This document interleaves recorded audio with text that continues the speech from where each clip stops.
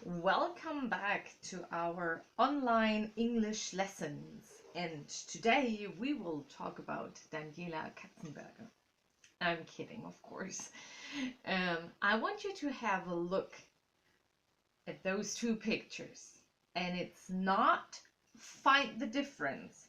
The question is, which of these photos would you expect in a fashion magazine or maybe on her Instagram feed, and why?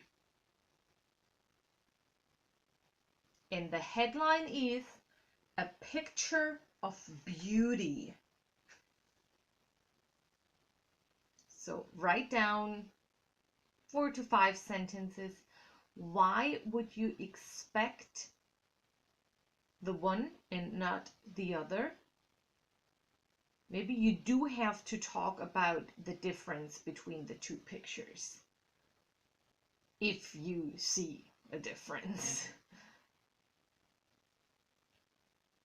And once again, if you need some extra time, press pause and you have time to write things down.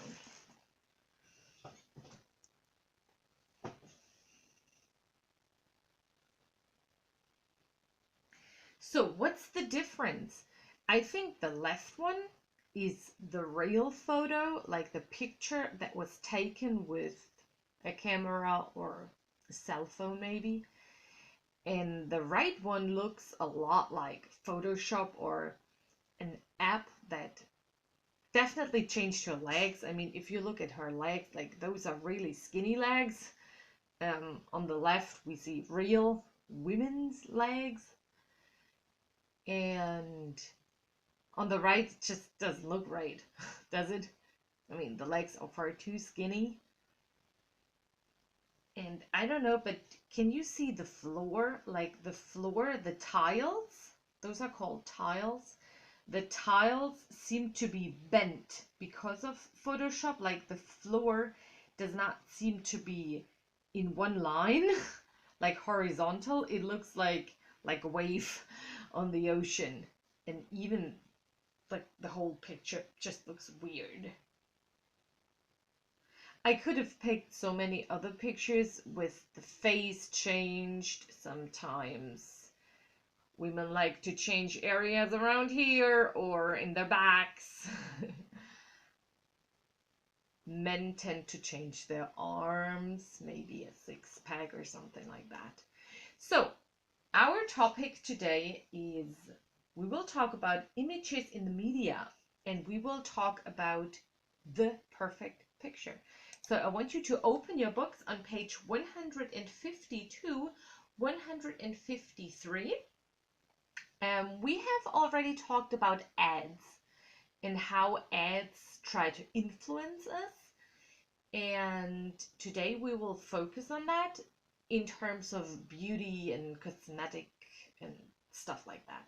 So first of all, I want you to pick picture A or picture B, and I want you to answer those questions.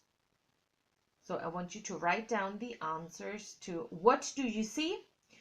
Where would you expect to find this picture? What kind of image of people and or life does the picture present? And how realistic is that image? And I hope that you remember that on page 179, you have the skills file of how to describe photos and pictures. So the first job, describe it as precisely as you can. And if you need help, page 179 is the place to go to.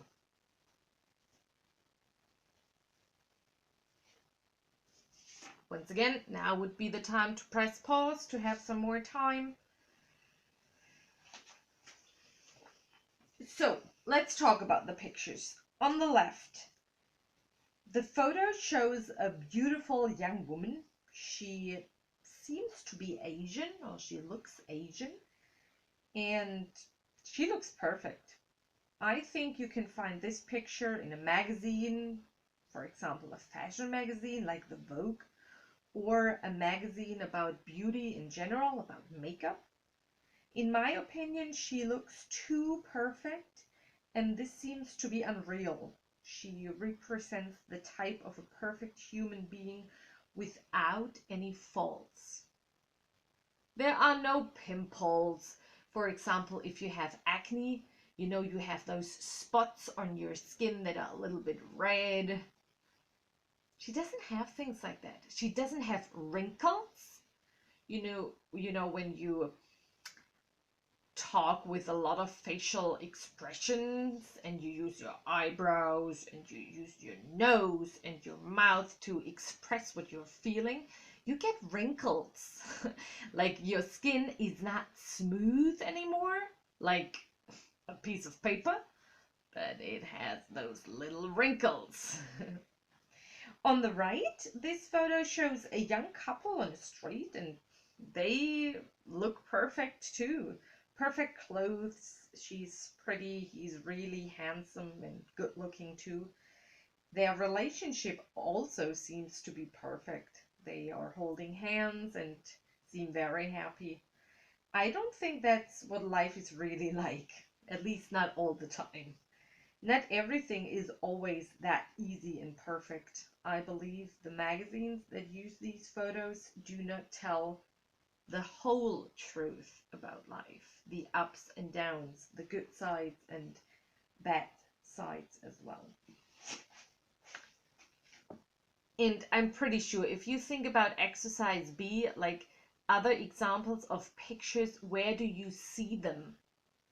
If you use social media like Instagram, you always see pictures like that. If you watch television, the people in the commercials, they are usually like really, really pretty and happy all the time. You hardly see people who are ugly or crying or something like that. So let's focus on exercise 2.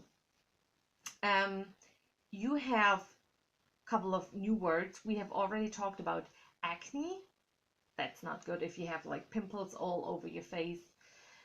You know the word consumer because it's the same, almost the same in German. An ideal body, an ideal face, an ideal car. Ads and commercials are always about ideal things. They're not about average things. They're about the best of everything. I think you know the word manipulative because it's the same in German. If you try to manipulate a person, you try to make this person do something that this person might not want to do. So commercials and ads, advertisements, they want to trick you into buying something that you don't really need. And pictures on social media or in magazines are often retouched. And it's so funny if you look at the word, because retuschieren, that's like, what is that? The English word to retouch makes so much more sense because touch means you touch it and retouch means to touch it again. Like you take a picture and then you touch the picture again and change things. Change the color of the skin, the shape of the nose, the mouth, the eyes, hair color, hair length, whatever.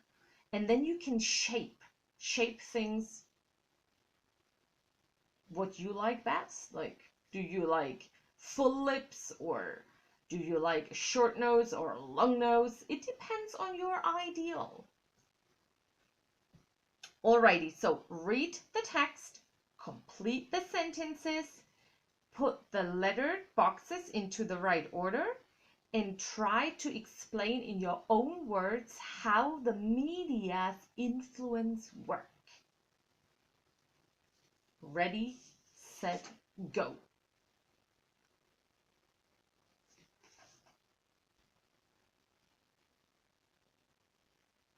So let's talk about it. For the sentence, it could be ads with idealized images tell customers that they are not as perfect as the people in the photo.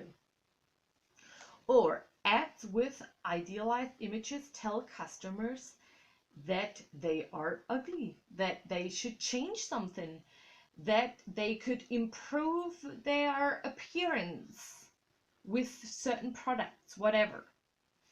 The right order of the boxes is D, C, A, E, B. So the media presents an idealized image. For example, a picture of this Asian woman. Then you as reader, you accept the media's message that this is how everybody should look like. Then you are not really happy with yourself because you realize my skin is not as flawless. I have pimples, I have wrinkles, whatever. Then you look for help. So you think, if I buy this makeup or this lipstick or this eyeshadow, I might look like her and I might be prettier than I am right now. And of course the companies profit, like they make money because you buy the stuff that you might not even need. So what could be like, how does that work? How can the media influence us that much? So first they show us photos of ideal people, of ideal couples, of beautiful people, to make us feel bad about ourselves. And then we start to believe that those people, those images are real. Like when we think about, we think every woman looks like that, every couple looks like that. We don't feel good about ourselves and we want to change how we look. So then the people buy the products in order to look like them. They buy little black dresses like that or shoes like that, or the men buy jackets like that and trousers like that. So in the end, the company makes a lot of money. That's how the influence works. And when we talk about social media, I think that's like the biggest problem with social influencers. I don't know if you watch the videos that Oliver Pocher makes recently, because he doesn't like the fact that influencers pretend to use certain products, but they don't. They just get paid, so they pretend to use them. You know what to pretend is, right? They don't do it. They just, it's like acting. So if I put this nice little correction fluid close to every video I make, and Live Rayco pays me for putting it there, but it's stupid and I don't like it, I use a different brand, but I get paid for showing this to you, then it's kind of lying. I pretend, because it's in every video I make, you see this bottle. So you think, oh, Miss Reuschel uses it, so it's probably good. But I'm not even using it. It's stupid. I'm just getting paid for showing it to you. And that's a big problem.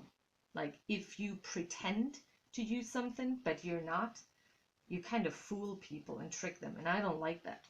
And that's what Oliver Pocher says. Like, he doesn't like that either. So let's go to the other page, 153.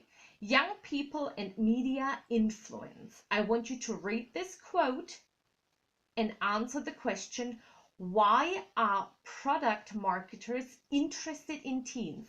Why are you the aim of so many companies?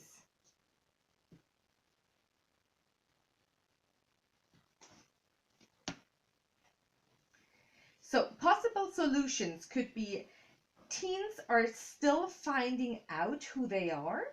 So they are not sure about themselves, about their own personality. So it's easy to influence them. It's easy to trick them into buying. Teens spend a lot of money. They are big consumers of media. Like, you're on Snapchat and Twitter and Instagram and TikTok and whatever all the time. So it's easy to influence you. And they see over 5,260 messages like this per year. And that's also something funny about Instagram. Like, you know those brands. Like, I follow many fitness accounts, so they're those special fitness brands. And when they launch a new product, so when they have a new product that is about to be put on the market, all the influencers show this product at the same day with almost the same text, because they get the text and they are like in their contract that they have with the company, it is stated that they have to use certain texts. So I see the feed of follower 1 tells me the thing about this new, I don't know, leggings. And then I see the story of the second influencer and the third and the fourth. So I see this new legging like 5 times a day or even 10 times. And it tricks me into believing that I need those leggings in order to be happy, which is not good. So, I think we have answered similar questions when we talked about ads. So I want you to take another, let's say, 5 minutes and write down a couple of sentences for each of those statements. Where do you usually see ads? Which ads make you want to spend money? And what kinds of ads get your attention the most and why? Like, why do they get you?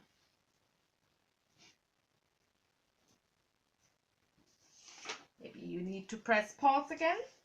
So, possible solution. I often see ads on the internet. On the one hand, there are ads on the websites, and on the other hand, they sometimes appear as pop-ups. When I watch TV, there are always a lot of ads. I read ads in magazines and see them at the station or at bus stops. The following ads are interesting to me.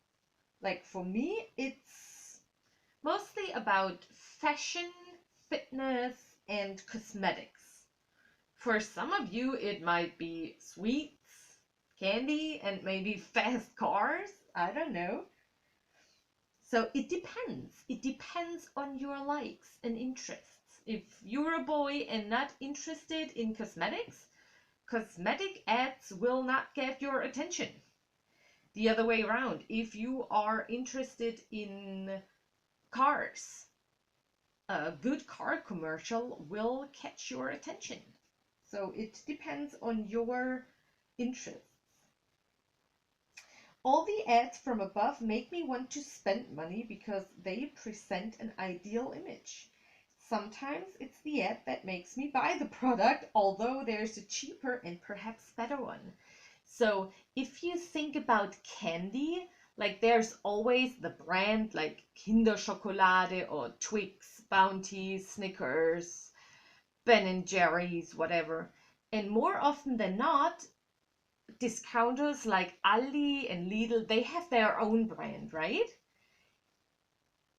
And sometimes just because the product sounds familiar from ads and commercials, we buy the more expensive product. Although the cheaper one might be produced in the same factory with the same ingredients, like it's the same product, it just has a different wrapping.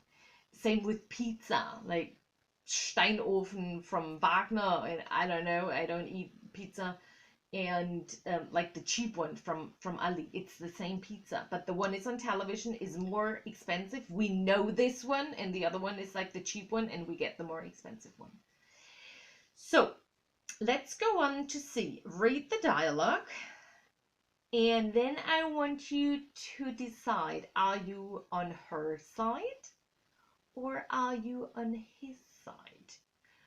Who can you identify with more and why?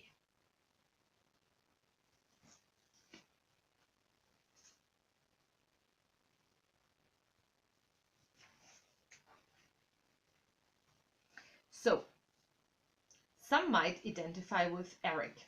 That's his name.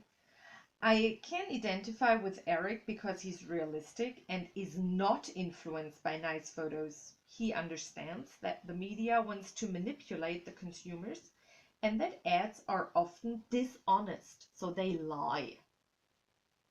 You're not happier just because you had a Kinderpinguin. Life is still hard and you still have to learn your vocabs, even with a Kinderpinguin, right? And some can identify with Dana because they think that looks are important and that you are worth it. That's even like a famous line in a commercial, I am worth it. Not all ads tell lies and some products are great.